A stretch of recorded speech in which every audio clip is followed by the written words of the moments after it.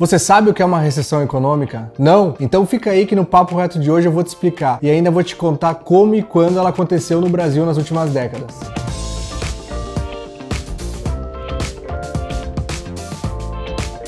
Tá começando mais um Papo Reto e antes de mais nada eu queria te lembrar para se inscrever aqui no nosso canal. Clica aqui, ó, aqui embaixo, aqui, ativa o sininho. Isso é muito importante pra gente e além disso você vai receber as notificações sempre que a gente postar um vídeo novo. Então vai lá agora, se inscreve lá. Então o que é uma recessão econômica? Você já deve ter escutado esse termo algumas vezes, ainda mais se você é brasileiro. O Brasil tem uma história muito vasta de regimes econômicos em um curto espaço de tempo, mais precisamente desde os anos 80. Recessão é quando a economia de um país contrai por 2 trimestres consecutivos no mínimo. Mais precisamente é quando o PIB, o Produto Interno Bruto, para de crescer e começa a cair, afetando principalmente a base da indústria, que é essencialmente aonde nascem as grandes crises. E quais são as principais características que definem uma recessão? Primeiro é o aumento de desemprego, mais pessoas desempregadas, o nível crescendo. Depois é uma queda no poder de compra, ou seja, uma renda familiar menor e as pessoas consumindo menos. Terceiro é uma queda na produtividade, ou o aumento da capacidade ociosa das empresas, ou seja, elas passam a produzir menos. Quarto é uma diminuição no número de investimentos, as pessoas ficam mais contraídas, com medo, inseguras e esperando mais definições para aí sim investir e fomentar novamente a economia. E em quinto, uma consequência de tudo isso, uma elevação do número de pedidos de concordata e falência por parte das empresas. Isso é um ciclo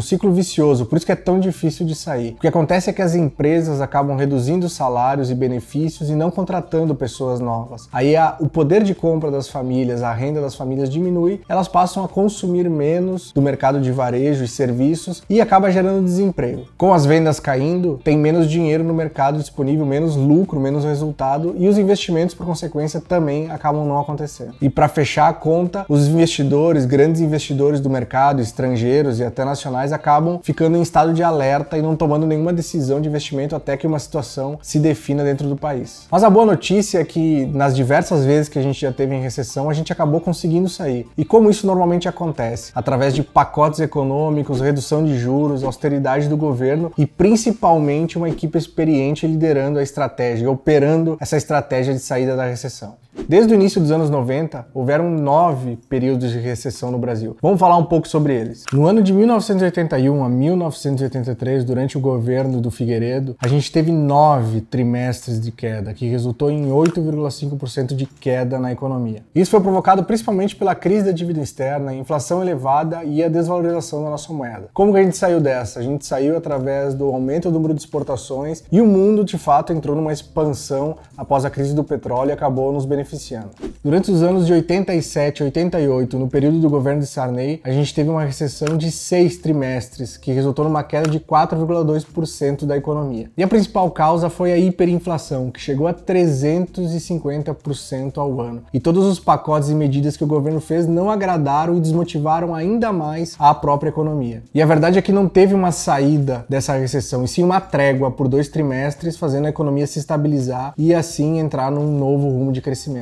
E durante o governo Collor, de 87 a 92, tivemos uma recessão de 11 trimestres que resultou numa queda de 7,7% da nossa economia. Isso veio da continuidade da hiperinflação ainda do governo do Sarney e também pela famosa história em que o Collor confiscou as reservas tanto das pessoas físicas como das empresas durante o governo dele. Acabou que a solução foi o recuo da inflação, a abertura comercial do país, o país abrindo as fronteiras e o início das privatizações. No ano de 1995, durante o primeiro governo do FHC, a gente teve 2 trimestres de recessão que resultou numa queda de 2,8% da economia. E a principal causa foi um evento externo, foi a crise da tequila no México, que acabou afastando os investidores e contraindo todo o crédito do mercado. A gente acabou saindo dessa junto com a economia mundial que estava se recuperando e com o início da era da internet. Nos anos de 1998 a 1999, ainda no governo do FHC, tivemos mais 5 trimestres de recessão que resultou numa queda de 1,6% da economia. Tudo isso muito em função do colapso dos tigres asiáticos e da quebra de alguns bancos de investimento americanos muito importantes. Tudo isso fez o dólar disparar e o Brasil teve até que mudar o regime cambial de fixo para flutuante. O que nos tirou dessa foram de fato as exportações favorecidas pela alta do dólar e a gente acabou entrando no embalo de recuperação mundial, mais uma vez.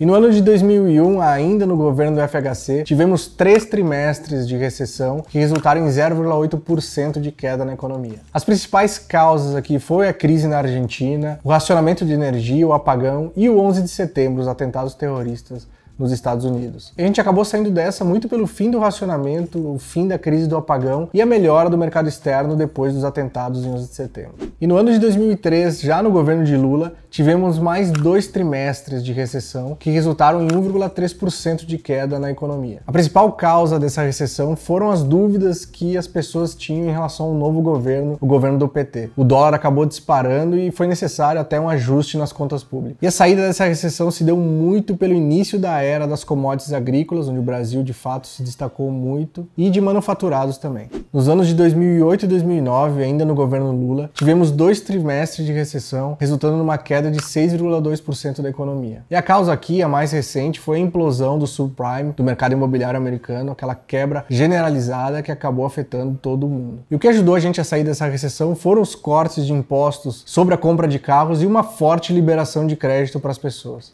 E por fim, entre 2014 e 2016, nos governos Dilma e Temer, tivemos 11 trimestres de recessão, resultando numa queda de 8,6% da economia. E aqui temos um combo de causas, mas talvez as duas mais importantes sejam o fim da era das commodities e a crise política e fiscal sem precedentes que o Brasil enfrentou. E assim como tivemos um combo de causas, tivemos também um combo de soluções, que vão desde o impeachment, lava-jato, queda na taxa de juros, saque do FGTS, reforma trabalhista e mais várias outras ações. Enfim, como eu tinha comentado, são várias histórias. E o Brasil sempre saiu dessas enrascadas, seja com incentivo externo ou incentivo interno. A boa notícia é essa, que a gente sempre conseguiu sair. Então, se você está preocupado com essa possível recessão que vem agora com o coronavírus, saiba que tem solução e que a gente está todos no mesmo barco e isso pode tornar a recuperação mais rápida do que a gente imagina. Beleza? Então é isso, pessoal. Espero que vocês tenham gostado desse vídeo. Deixa o like aqui pra gente saber se realmente vocês gostaram. Envie esse vídeo para algum amigo que possa se interessar, que possa querer saber mais sobre recessão. E a gente se vê na semana que vem no próximo Papo Reto. Valeu, um beijo!